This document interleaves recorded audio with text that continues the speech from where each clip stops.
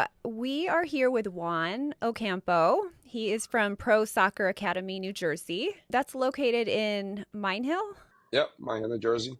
And Liam actually does private, is that considered private training or group training? Small group, private, a little bit of everything. Yeah, yeah. So, Yeah, for a little bit of we offer from group sessions, like big group sessions, all the way up to like 25 guys. He's been involved with those, some of my higher level guys, and all the way down to individual sessions. So he's now a little bit of both. I know some of the Red Bull kids train there as well, right? But you guys kind of they get mixed in then with some of the other kids? Yes, correct. So the biggest disability that we have is that we have guys from all different walks of life just kind of come in and with the same scenario, trying to just get better. And that's what we tell everybody. Just the number one thing that we try to get everybody that comes in through that door is with the same attitude of just kind of being the new dog, becoming that dog mindset kind of thing. And so we have guys from anywhere from 6 years old all the way up to professional players walk through that door, and they could be training in the same exact room. And that's pretty cool when we got guys coming back from college playing Division 1 or playing at a really high level and just being able to train like with Liam. And Liam is a great player and his own demeanor, um, but typically most settings is the pros play with the pros, the kids play with the kids, the 10-year-olds are with the 10-year-olds. So I take pride in having these kids come in, and if you're a high level player, then you belong in the room. So I started the soccer ladder because I'm a soccer mom. Liam's in his first year with Red Bull Academy. It's an amazing journey, but it's such an unknown journey. So I figured, what better is it to have players, coaches, and people like you on. So thank you for being on with us today. And No, thank you for the invitation. I think this is awesome. I think you're doing a great job of getting involved with what your kid is doing, and the more you know that the better help you can provide for him as well. oh, for sure, Yeah. for sure. Can you tell us about your soccer journey? Yeah. So my soccer journey is like a lot of people that come in through the ladders and kind of like get stuck in between the gray areas, and this is like actually like the professional story that of the person that can make it, but you may never be seen kind of thing. So what happens to 99% of the professional soccer players that are not Cristiano, that are not Messi, that are not, you know, the top dog in the country? And my journey was kind of like all over the place. So it came from, just coming from my background in Colombia, anywhere from 5 years old, probably touching the ball ever since I can remember, all the way through 10 years old, just kind of being always the youngest guy playing with the academy teams. And I got picked up from the streets. A scout came around and picked me up and kind of saw like what I had, and he liked me, but I was too disorganized. I just kind of like that. You see those kids on TV that you're just like, yeah, he's a good player, but he has no idea what soccer's like, right? So the skills are just not enough. And having the connections coming into the soccer world between 6 to 10 years old, those 4 years made me the player that I really was. It wasn't the coaching. It wasn't me being at a great club. It was just me being in the streets playing with players that were way above my level all the time, and trying to play with those guys, and then eventually getting catch up to an academy, um, and getting the opportunity to finally play as something organized for the last probably like between 9 and 10 years old. I really got serious and got into organized soccer. And then I came to this country, and then my whole life changed. And then I was like, yeah, what am I doing here? I want to go back and play soccer. And that's kind of, it was between 10 to 12, 13 years old. It was a struggle of like, I know I'm really good at this sport, but I don't know if the sport is really that good in this country yet. And I was kind of like battling with my mom, telling her, hey, listen, can I go back? Can I go back? And it just wasn't in the books. It wasn't part of this, of the idea.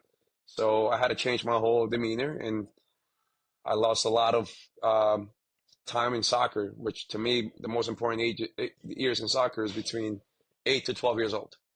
That's where when you get serious, where the development really matters, and you start getting that love for the game.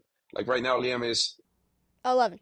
11. So you're 11, 12, right at that age that you're making the decisions now. Like you show up to practice and now you understand that it's you, right? So in those years, I didn't have the right guidance of the right coach, and I was kind of trying to figure it out. Like my mom didn't know about soccer; she didn't care too much about soccer at that point in my life. So that's why I think it's great that your mom cares and that she wants to be involved.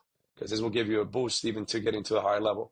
And then those jerseys that you have, eventually I ended up playing a couple of years with Cosmos back in the day, which is it's funny that you have that jersey because I actually own a jersey like that as well. So we just had Shep Messing on right before you. So that's why we're like, we have on these jerseys. And that's crazy that you played there as well.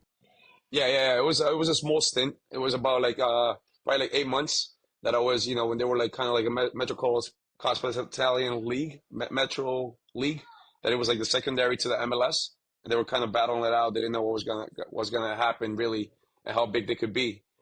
It wasn't during the glory years, but the whole point is that a lot of my teammates that bounced around Metro Stars, that we kind of just gravitated to go into the Cosmos, and it was that battle line where the Metro Stars weren't that great.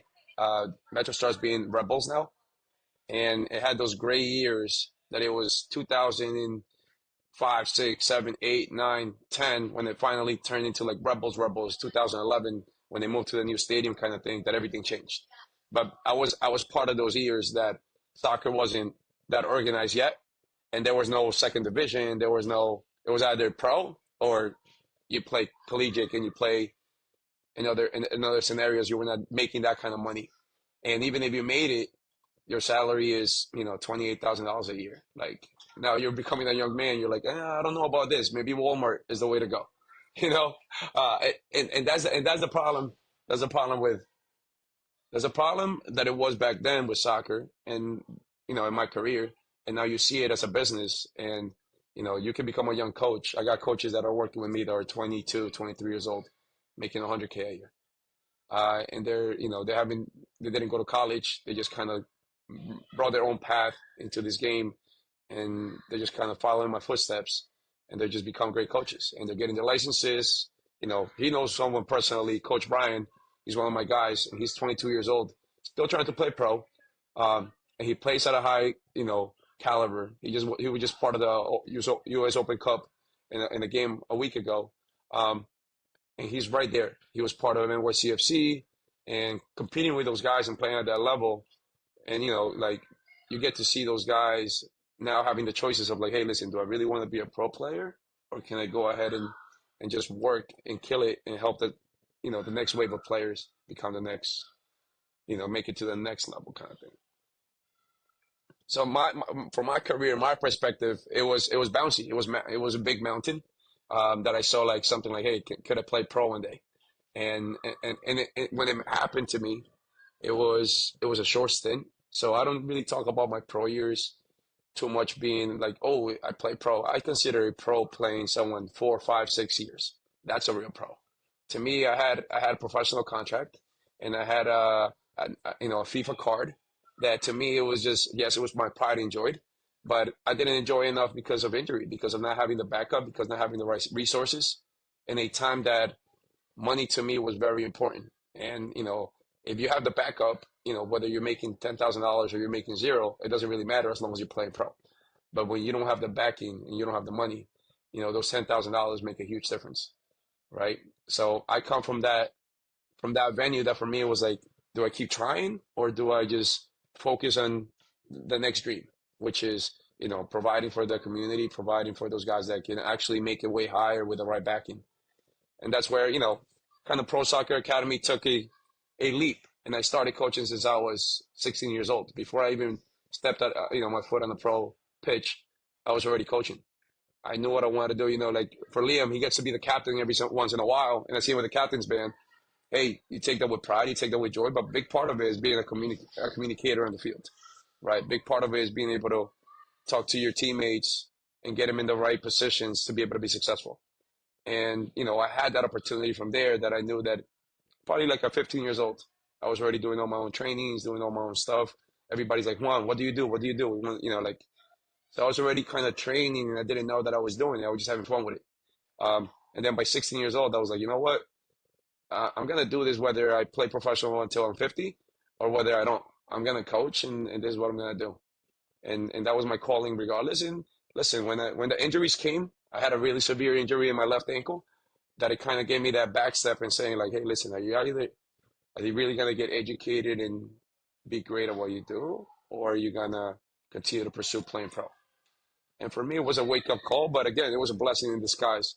Because even if I would have played professionally, like some of my teammates and some of my guys that got, ended up playing 15 years. Some guys that play at Rebels that I'm still friends with. Some guys that played at Orlando City. Guys that played for LA Galaxy. Guys that played in Sacramento. All these teams that are friends that grew up with me in the system. Um, Big part of it was the support system that they had. Big part of the success is not just how good the player was. Like in my own demeanor, I was pretty good, Lee.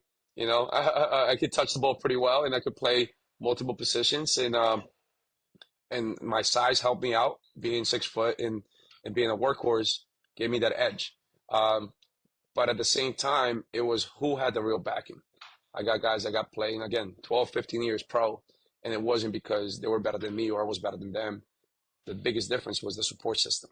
Mom being there at the right time, you showing up to practice, you're doing your recovery, doing the X's and O's that make a huge difference through a long trajectory as a professional player. Yeah. Yeah, I think we had a guest on just recently, and they were talking about how important like the holistic approach is to making it pro. Just you got to like cover every angle, like you're saying, like the support and taking care of yourself and rest. To put that, to back into that in secondhand is just now being a pro player, being a pro athlete is not just being good. Before you could be, I'll say 30 years back, I have someone in my family that played professional for a long time. And he said, I was just good. He said, I was just good. Like, I loved the ball. I spent time with the ball. That was the number one thing. But I was just good. And, he played in Colombia. He played in the national team. Um, Not only was he good, but he was like the town hero. Like saying like the best player in New Jersey, he was the best player in the area that I'm from. And everybody gravitated towards him and everybody looked at him. Um, but he's like, if I did a quarter of what you did, and then if I would have done a quarter of what Liam's doing, then you just see the progression of soccer year by year. And I could imagine in 10 years down the line how much these kids are going to be even better. Like right now, I got a session going on right here at my facility, and I look at my guys, and they're 2016s, and they're training exactly how Liam trains, and they're 2016s, and they're running 3 miles every time I practice, and their fitness and the way the recovery is more advanced than anything I'd ever done. So it just keeps on improving and it keeps on changing. Since we're talking about that, what are your thoughts on kids, like how often kids should train? For example, you train 3 days a week with Red Bulls, and then Me? you have your, Oh yeah, yeah, yeah. yeah, and then, Friday yeah, and then you do your outside trainings. training.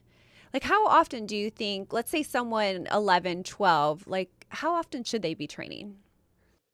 So I know there's a lot of different demeanors and a lot of different angles, right? I'm just gonna give you my angle and my view.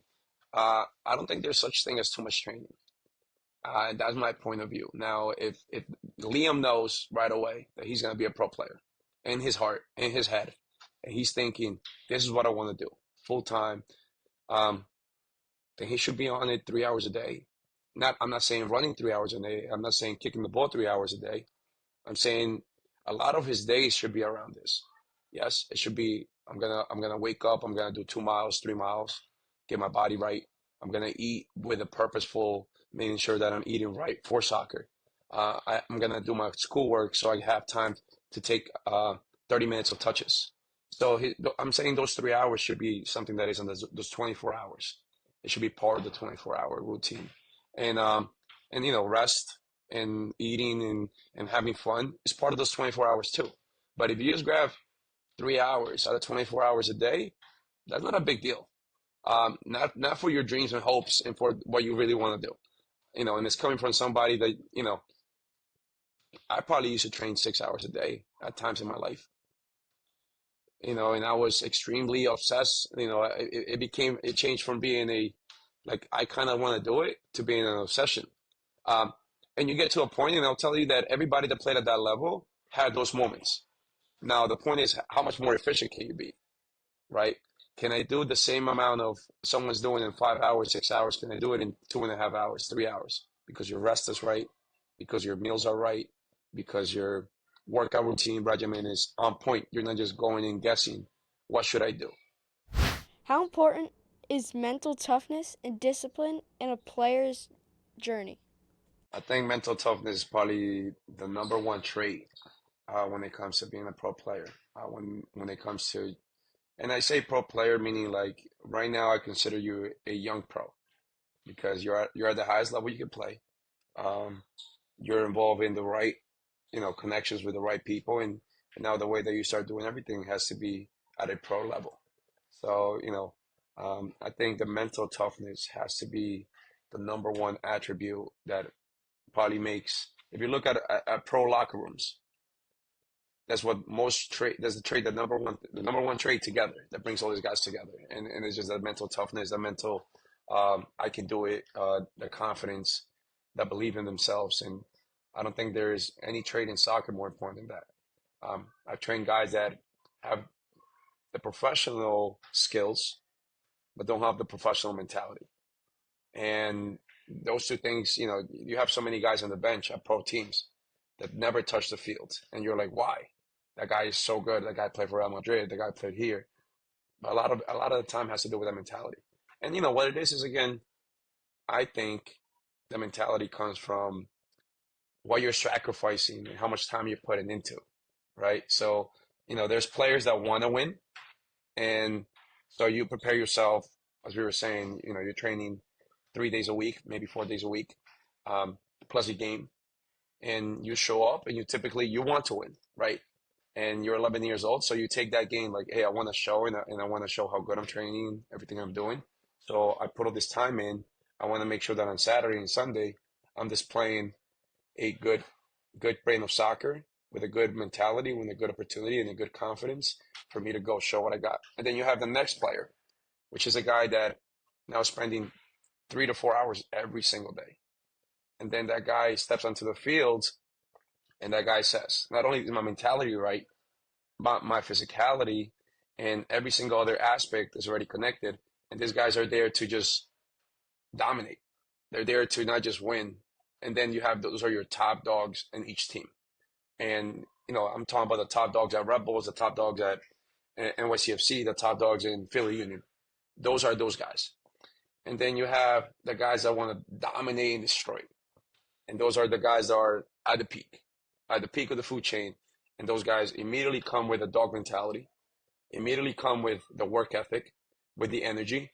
And I think those three things as a coach, they're so hard to bring on, and they're so hard to find, that when you have a little glimpse of a kid that is mentally tough, physically tough, and is willing to put the work in, immediately you're like, all right, how can I cater this guy to be a little bit more, to give me a little bit more? And that's when the mentality comes together with everything else. And then those guys are the ones that show up on Saturday and show up on Sunday. And they're not just taking part of the game. They're not just scoring the goals, but they're the ones that everybody's interviewing. Hey, are you going to be the next pro guy? Are you playing a year up? Now you're playing with the 2012s every once in a while. If you're playing with the 2012s every once in a while, it's either you're very good or you have the right connections. And most of the time it's both. It's not just you show up and you're good, but if you don't come with the right connections, they're not gonna think that you have the right mentality. So in this world and in every single world, when it comes to soccer, connections, mentality, and that dog face, and I'll keep going back to the dog. Um, it's just you want it or I want it. And that determination, I think, is the number one thing. And I've seen that a little bit here. Like, the other day, Liam's training here, and he's going through a couple moments, and he kind of does it gracefully. Like, he goes and hits somebody, but he picks him up, and then he's just like, all right, let's go, let's play again. And he does it with a smile on, and so he has that quiet dog. He does. But once he gets to That that is point, true. Quiet dog. he has that quiet dog. He's that quiet dog. Like, he don't need to be barking, but he's one of the bigger guys in the field. He's dominant, and I see it because I train the top 2013s and probably in the state. We have him here, and they come through that door on a consistent basis. So I can compare him to where he's at, and I compare him to where he wants to be, and he's always there. He's always in the mix. He's always present. The other day I was watching a little bit of the finals game that you had between the 2013 Red Bulls one side and the other 2013s, and Liam was kind of angry a little bit for stuff that he didn't get a W, and I saw it through his game. He was trying his hardest and he was competing, and he's like, I can't let my own teammates beat me. Like guys like Rick being the other side and Luca and having those guys is a little disadvantage. Those guys all together on the same team. Not only are they good technically, but they're also smart and they also play hard. But I saw Lee on the other side being tough and trying to compete and trying to do his best. Like even if the score didn't show his effort. And that's why I go back to you. You're that quiet dog. You're just right there, low and low. Staying low.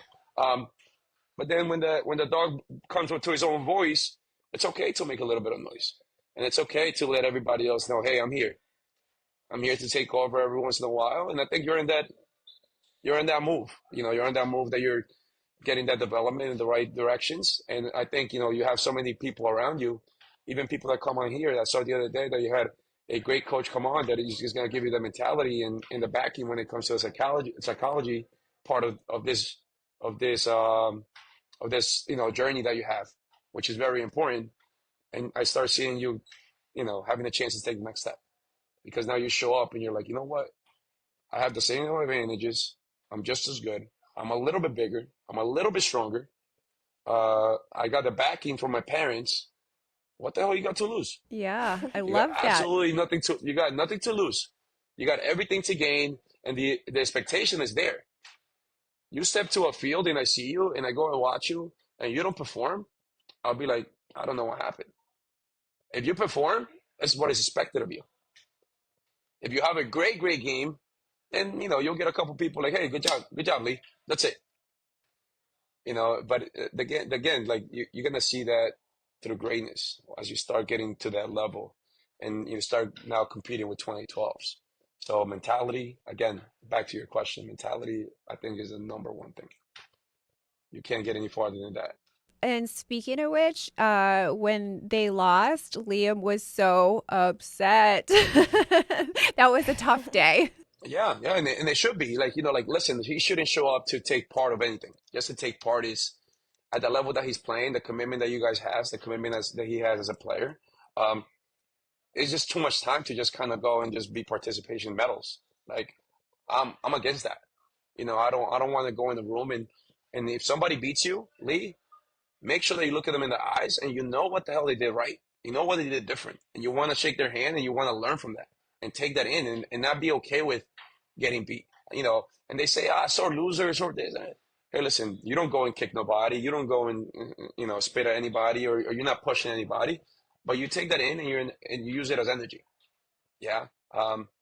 Luca, Luca's here. Luca lives, Barisic, he lives here with me. He's here every single day. I trained all his brothers. They're a family and they're here every single day. They're very local. And I said, listen, this is their second house. So every time he steps there is the same message that I have to him. He works hard and he doesn't want to lose to nobody. Even at practice, you'll see him go and hit a couple people. He has that dog in him too. The only thing is that every once in a while he barks. He barks a little bit more. But it's that confidence, you know? And I think you have a similar demeanor to him as well. Oh, yeah, for sure. Yeah. I do think, though, that the Red Bulls probably want you a little more vocal Yeah. Yeah. as you're stepping into these roles. Hmm. Liam definitely has some doggy dog in him. Yeah, no, I've seen it here. You don't have to, like I don't even have to go to the thing is that everybody that comes through the door when you first come into the environment, Lee, you come in and it's listen, my spot is not, big place where I'm on social media all over the place. I've been doing this for 15 years now, but I take a big pride in just having those guys that come in and being the guys that nobody knows about. But we're behind the doors of a lot of these kids. I have a lot of pro players um, that bounce around throughout the years that I get no love for, and that's why we put it in because love, I guess, now is social media clout. How much? Hey, shout out to this guy, shout out to this, and I don't need it as long as I know that they're there. I just had a couple guys that just made pro debuts. And another one of my guys that just went to the switchbacks and made a contract with a UPSL USL team, the switchbacks, and not only did he get a chance to start, but he's only 19 years old and he got a chance to start to get some minutes in his first 10 minutes. He scored a banger, and he's a right-footed guy, and he went into his left and he top bended from 30 yards out. And everybody was like, oh, you're so good, and I said, hey, listen, like we were in my spot shooting shots with your left for months at a time. Him crying, him being upset about not being good with his left. And I said, hey, Hen, his name is Henry Weston. I said, hey, Hen, was it all worth it? He said, every single second, coach. And, it's those things behind the doors that nobody sees. Alexito Gomez, another guy that's a Red Bulls, that, he's getting a lot of people love him. And, he's been with me since he was 3 years old. I got videos of him training with me in my small facility, just him and I, just going through repetitions. And you could talk to his parents. He's been with me all step of the way. He's here for 3 months, and then he's done. I don't see him for 2 months, and then he's here for 2 weeks, and I don't see him for 3 weeks. But every time he needs something, he just says, "Hey, coach, what do I need to do?" The other day he came in and he's like, "Hey, look, I got a great opportunity to make the national team again, but what happens if I don't?" I said, "What do you mean? What happens if you don't?" Well, we got to be prepared for the opportunity. Colombia's coming in knocking on your door. Ecuador is coming in knocking on your door. He's one of those few guys that has 3 different citizenships. And he can go and play for any national team. So when you have that opportunity, like instead of being upset, like that your job is to get prepared and be more than ready. So you don't know who's gonna take you to the next place, but just having those opportunities and being ready for them makes a huge, huge difference. Stemming off what you just said, like what does it feel like as a coach when a player does go on and get like the pro contract or is signing with a national team or or getting called up to a national team? Like what does it feel like for you? Nice pride. There's a lot of pride, and like again, like rather than me putting it on social media, I'm not that kind of person that I go and say, "Hey, this player just made it." Like, I want it to be something personal. I want to be if Liam ever makes it, and I was in any shape, way, or form, I was part of it. I wouldn't go and be like, "Oh, big shout out." No, that's not me. I'll be a private message to Liam saying, "Hey, Liam, there's nothing less than what we expected." It's something like that. Subtle, straight to the point. Him understanding and him having that point that hey, we were in this trenches and this hard work through the time. Whether anybody knows, I know, he knows, and that's all that matters to me. Um, and I always been like riding low. That's kind of me. Like everybody kind of knows a little bit about me, but they really don't know about me. And I like it that way. I like that. I always like that. That's been my journey, and I wouldn't change it for the world. But again, being part of guys that have the opportunity to make it at the next level is something that it brings that joy, and it tells me again why I do this. You know, like if you look, I'm gonna turn around the camera for 1 second. I want to show you, like, look, there's kids here that are 8 years old, and this is my view right now, right? So, and I got guys over there, little tiny guys, training with some of my guys, and then I got my brother here coaching, a couple of the other girls. Um, and it's just different levels. And then and I got some guys over there, and it's just a family. I think some guys were waving. What I got over here is a family. I don't got just I created an environment that people come in and they're just like, hey, you know what? I enjoy this, and I want to see what's next. And for me, that gives me pride. Lee, what do you love about training with Juan? He makes us do like 30 push-ups and it just feels so good I afterwards. believe a lot in being. I want to make sure that Liam, like so Liam, so like let's say you get to your physical peak, right? Immediately, what I say to a guy is, if you come in and you're 14 years old, which now there has been 14-year-olds are signing pro contracts, right? The difference between, which is crazy, and you interview a couple of them, you kind of know. And then what do you see? What do you see, Megan, from a perspective? The difference between those guys that make it and those guys that got a contract, the guys that didn't. The biggest thing is, again, that I see is their physical maturity, right? They look like men. And they're 14, 15, 16, but they behave like men here, and their body looks like a man. They don't look like they're 14, 15, 16. How many guys are really making it in the U.S. that look like they're 14 or 15, but they're playing pro contracts? Not many, right? I got guys like Bento. He signed a contract. He trained with me over the years, and now he is in Portugal, right? And he was part of Rebels, and he played for Rebels too. And Bento is Bento's what, 6'3", maybe ish, around there. So immediately he comes into a room and they're like, "Whoa, he looks like a pro. He looks like a pro contract. Yeah, he's good with his feet, but look at his size as well." So all these guys have always treated them like mature boys and like mature men when it comes to the physicality. So not only do we do the touches, the ball control, the technical ability, I'm also very keen on their physical ability. I like that. Yeah. So I want Liam to have nice shoulders with nice back with nice chest that looks good. So then when he comes in, he passes the eye check, right? You come in through that door immediately. You're like, why are we signing this kid? And you put a whole bunch of pro players in a room. Yeah, it definitely. It I matters. mean, Like you see it. You see it. Yeah. yeah, hmm yeah. Well, that's good that you love that. It's I like wouldn't, but it's unique because like no other coach really does makes me do push-ups and sit-ups, 30 of them in a row consecutively. Lunges and, Yeah, and lunges. squats and take care of that fitness. Like the whole scenario like is a little bit different. Like I want to come in here, yeah, and I take pride in that because I think the big difference between what we do in most places is that my sessions when they come in and they're with me is a 2.5 hour session most of the time. So part of it is technical, tactical. It's very long. Technical, tactical. They're touching the ball for about 30, 40 minutes, doing stuff like that they love to do with Coach Brian. So I make Coach Brian the nice guy. And Coach Brian comes in and everybody loves him because they get touches. And guys like Liam love him and all these guys because they're coming in and they're doing fun things. They're doing L turns and B turns and scissors and little rainbows and the things that are creative and they're fun, right? And then they kind of come in with me, and now they're like, "Oh, Coach Juan, it's gonna make us do fitness. It's gonna make us run. It's gonna make us, do push-ups and sit-ups." And they look at me as a bad guy. But then again, I talk to them again and again in their mind, and they say, "Listen, look, this is the reason why we're doing. This is the understanding. This is the backing, and getting to that level requires for us to be not only mentally fit, but physically fit as well. Yeah. building that like overall. Everything. I think we want.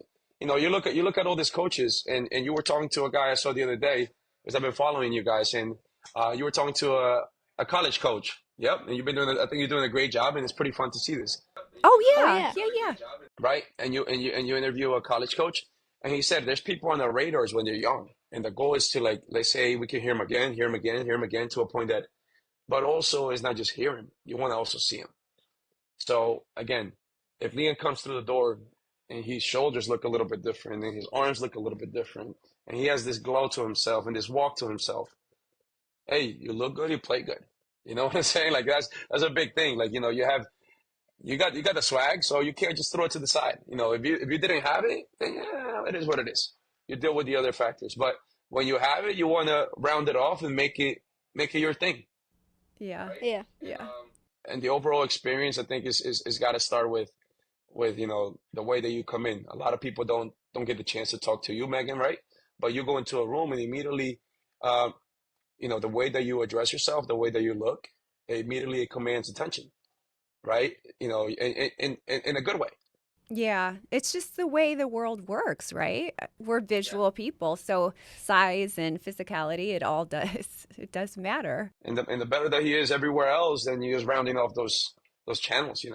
Who's your favorite soccer player, and what qualities do you admire most in them? When it comes to soccer, professional soccer, the only guy that I ever like really, really followed was Xavi, and not Xavi and Iniesta, but Xavi Alonso.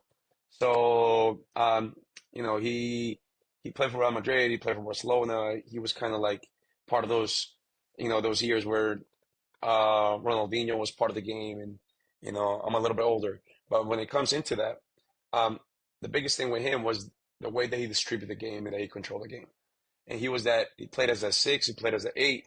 He just dominated the game without touching the ball many, many times. But then when he had to touch the ball, I think he has a record for Bayern Munich.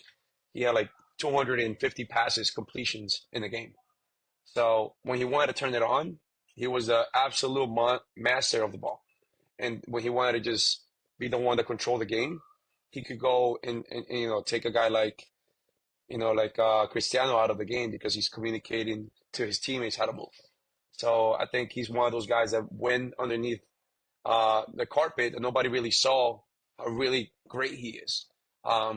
So for me, I think he's one of the guys that really inspired me to just get better. Now you have guys like De Bruyne, um, but he doesn't do it from a vocal standpoint. He kind of does it from a playing standpoint. He's quiet. His demeanor is, he got this cockiness to him. He plays extremely hard, and he's like a robot. You know, they call him a robot. He can just finish whenever he wants. And again, he was an 8, 10. He plays those positions.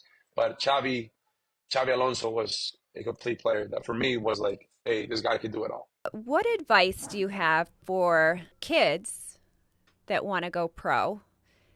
And then what advice do you have for the parents supporting the kids? Okay, here we go. So let's start.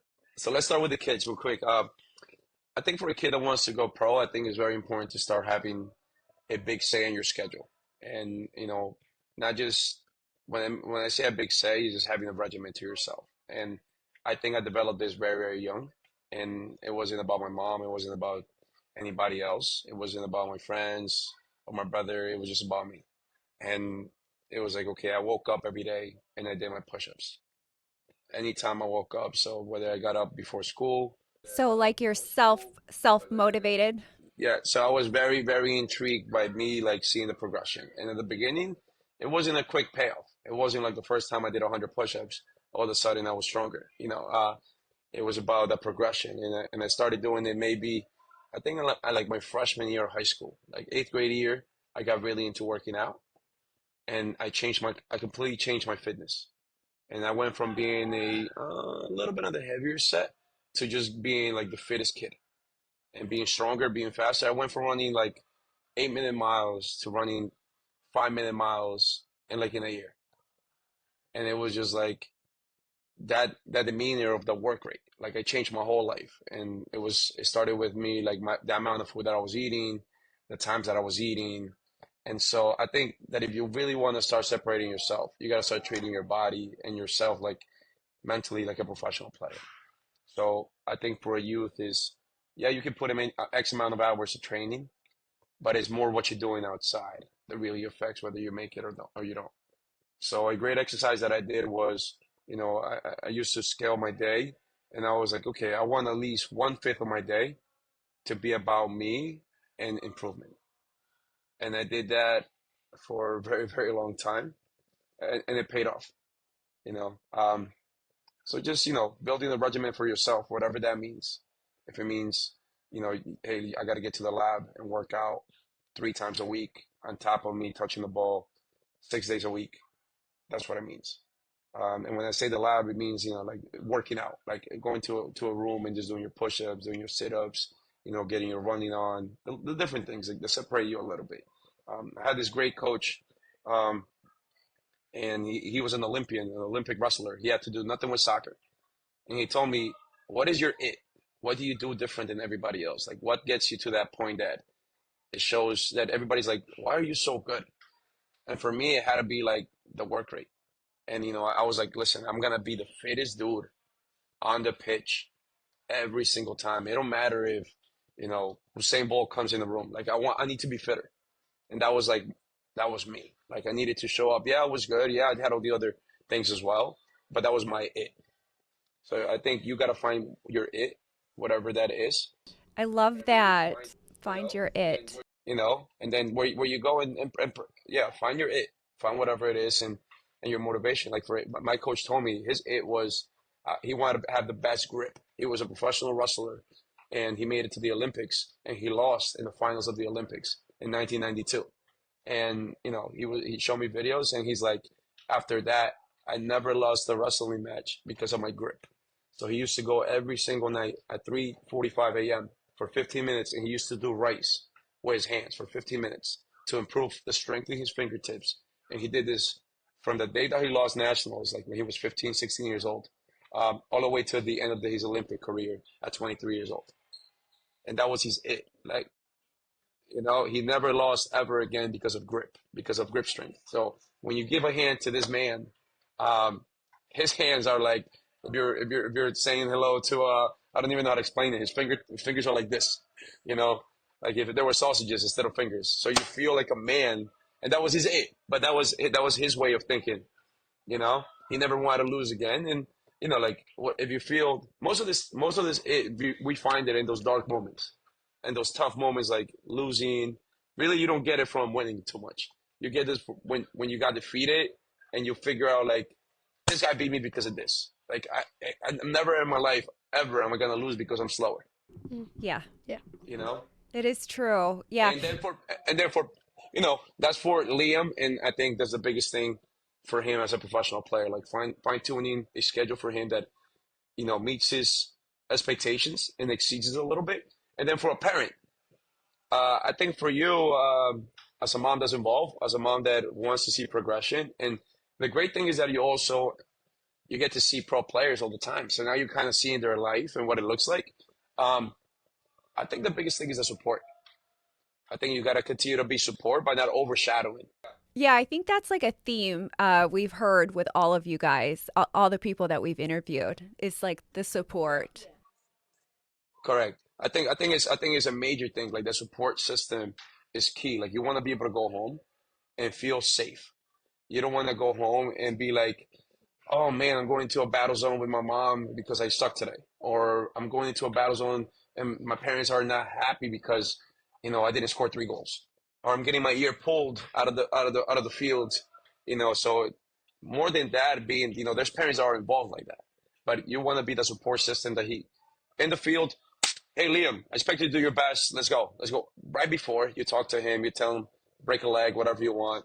Hey, go play hard, right? Play hard and then what he's doing in the field. Hey, you can do it, Liam. Come on, that's it. That should be the communication, motivation. It shouldn't be a demeanor or it shouldn't be a drag bag where he feels that he's not doing the best he can. Because the first person to know that he's doing well or he's doing bad is ourselves as athletes. Is him. He knows that immediately. He's having a bad game. He took a bad touch. He did a turnover. Who's the first one to know? He knows, right? And the only person that can fix that is him with the right mentality, with the right self-talk is so key. I'm a self-talker when it comes to the game. I'm a bit. I am too. Yeah. And you talk to yourself like, if I'm gonna score a header, the first thing I say to myself is, the ball's coming to me. The ball's coming to me. The ball's coming to me. It's my ball. It's my ball. It don't matter who is around me. It could be, I always say it's my ball, and I picture the ball in my head before it happens. But I'm also talking to myself, like I'm gonna go win it. And sometimes I'm so loud into my head that people can hear it, and they're like, well, "This guy's crazy." But it also helps you to get you out of like a bad moment. You took a bad touch. You're like, "Whoa! If I just scanned the field before, my touch would be clean. If I checked my shoulders twice instead of once, I would have seen everything, and my touch would have been perfect." So self-talk works in that way, where you're having a bad moment. You always gotta remember that you can snap out of that bad moment whenever you want. Bad game, or you be having a great game, you can also snap out of it as well and turn it into the other way. So that's where the self talk is gotta be continuous. Hey, it's all right. Come on, you've been here. And I've always said, if never get beat by somebody that does not work harder than you, right? Never, never, never get beat. Like I show up to a place and I'm like, no shot, this dude is beating me. I work harder than him day in and day out, night. Not just this week, not just for a month, but my whole life. I've worked my butt off to get here. Like this guy's not gonna come in and outwork me. If he beats me because he's more talented, I go and shake his hand and say, hey, listen, whatever you're doing, I want to learn. Yeah, and that's important too. Like you want to learn from people. That's a big part of it. Yeah, and again, you don't have to go and look him in, and tell him exactly like that. But in your demeanor, the way that you speak to people, one thing that I learned is a lot of the time those rivals, we need rivals. We need people that push us and rub us the wrong way. I guarantee the only person, if you don't like anybody, that person has something that you have, and you see each other, and I've learned this. Like I got into cycling a couple of years back, and before everybody wanted to help me, and I was here, I was the rookie. Everybody was like, "Hey, come on, come on, come on, come on!" And I was riding with guys that were amateur riders all the way to pro riders. So I started here, and I'm riding, riding, riding. All of a sudden, I'm with all the amateurs. It's all fun. Now all the guys here, they're still talking to me. Everybody's cool, but now the amateurs don't want to hang out with me no more. And now I beat the amateurs. Now I'm going riding with the category 5. And then they're a little bit more serious. Now they're not just weekend warriors. They're training 3 days a week. And I'm at their level now. And then by now, all of a sudden, I'm training 5 days a week. I'm not training 3 days a week. So eventually, I'm going to be better than these guys. So all of a sudden, I beat these guys. Now I'm training with these guys. And now everybody's still like, these guys right here are still like, oh, it's cool, it's cool, it's cool. And all of a sudden, I'm here with the top guys. And I make it there. And all of a sudden, the people that used to give me the advice, now all of a sudden, they're just like, and it's because they took me from being someone that was just coming on board to being competition. And when you're competition, if you're very even with somebody, there's a push and a pull, and it's just like this, and it's a battle. And then once they surpass that person, and now they can't get to your level no more, there's an admiration. So now they don't hate on you no more. They start loving on you again. They're saying, "Hey, this guy killed it. It's unbelievable how far he's gotten." But before that happens, there's always all that bad talk. Oh, he's not that good. I beat him a couple weeks ago. Oh, he's not that great. He just started doing it for a couple weeks. And this is into any sport, into soccer. It's with life in general. Mm-hmm. It's with life. Yeah. Competition is like that. Like, and it's a healthy thing. But if you don't want it to be a consistent battle, your job is to not just stay here. Your job is to figure out a way to just keep climbing that ladder. And just like just like your podcast, that ladder, you got to keep climbing it, climbing it, climbing it, climbing it. You get it to the right spot where people kind of just look at you up. They're just looking like, oh, there's nothing I can do. This guy's just there. Like, what we do? Good job. But before you're on that top, if people feel like they can reach you, they're going to try to hold onto your legs and pull you down. And it happens in my career. It happens in my environment. I'm sure it happens in your mom's environment. It happens even in your U13, sorry, in your 2013 team, right? There is guys that you're just like, why is this guy playing more? Why is this guy starting? It's a lot of questions. But if you're all like very compatible, the coach is always kind of like trying to deal. And most of the coaches I think that I've ever encountered, they want the best for the families and they want the best for their players. And I think one thing that every coach in America does have in common, they want to win. America wants to win. Like I don't think it's very rare that people are just, oh, I just want a participation medal. Like we are obsessed with winning, right? Like even at whatever cost. And sometimes it's the wrong mentality because these guys, they got to develop. They got to lose. They got to get beat up. They got to drop and get thrown on the ground to get better. If you just win, what happens when you get to that point that you don't know, you lost. You don't know what to do now. You don't know how to resurface. Well, you've lost, you lost. You show up now. Now you show up, you're like, I'm not losing because I'm tired of losing. So the mentality is different. The other person that's always won, they're like, oh, I lost. This stinks, but how do I snap out of it? Your growth comes from the tougher teams. Yeah. It's not like we don't want to go to a game where we're just going to like beat them 10-0. Like that's not helping him grow, Yeah. So yeah, I agree with that totally. It's not productive at all. It's not productive at all. Like I always tell my guys, the other day, my younger guys were playing a game and it was very fun. And everybody was like telling me, hey, that team is very tough. The team is very good. And I'm like, hey, you know what? Like that's what we train for. I said, if somebody's beating us at 2016 level or at a youth level that is better than us, we want to go and shake their hands. We want to see what they're doing. And it means that we're training 10 hours a week as a team. That means that those guys must be doing 12 hours a week. Or that means that they're putting more emphasis into something that we haven't developed. Or, whatever it is, I got to figure it out. And how can we progress it and close that gap even better? Even tighter. So as a parent, again, not over hovering, being assertive with what the things that you demand effort from as a parent. I think that's the number one thing. You always got to demand effort, and you got to demand good energy from him. I think that's something that parents got to do. Effort and energy. If his energy is low, hey, you're allowed to go and grab him from the ears and and be like, hey, what's up? Like, what's going on? Because you spend time, you spend money, you spend effort doing this. So his way of paying you back is his energy got to be right and his effort got to be right. I'm just a big one for positive energy anyhow. Like just always bring the positive energy. Absolutely. I think it's contagious. And I think, he knows that when he looks to you, he turns around and he looks at you, he's like, hey, she's looking, but she also sees that I'm trying. She also sees that my effort's right. He's not gonna come out of a game and be like, oh, you sucked. Why did you do that? it's not that's not that communication that you're having with him. And but you also got to find somebody that has the hard conversations with you. Whether it's dad, whether it's someone else that plays the game, whether it's a coach that also tells you, hey, Liam, that was mediocre. That should have been better. And I think those are, whoever it is, whether it's you, whether it's somebody within the frame, and who's tougher, mom or dad? Mom. She wants to see more, right? She wants to see more progression. Yeah. And like again, like if she's spending the time to go watch you, and there is always an expectation. But you know what? I don't think there's nothing better than pressure. I think pressure is a gift. Too many people crumble under it, and it's a gift.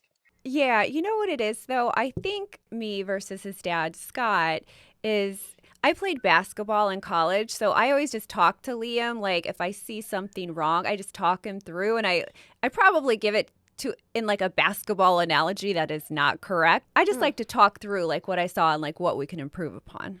I think that's the right demeanor. I mean, he's got to be told, and he's got to be said. A lot of the times, like you're not gonna progress if you don't address the problems.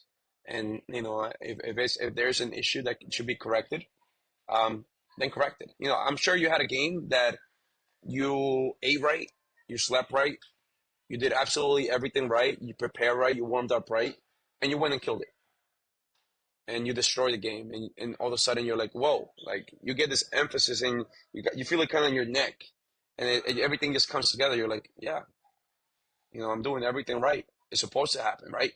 It's not you're not waiting for a pat in the back because you did everything right. But there's also times that you do exactly the same, and the result is boom. Yeah. And the thing is that you climb, you climb, you climb, you climb is like I always say is like a mountain. Like you have no idea. You don't know when you're gonna see that peak, and you don't know when it's gonna show. Like when you're gonna make it to the top. So you fall, and you're like, damn, I had a bad game. Last week. I had a really good month of just progression, progression, progression, and then I felt like crap for like 3 days, and I'm like, hold up, hold up. Why is my body not feeling good? I was like, I haven't gotten sick like in 5 years.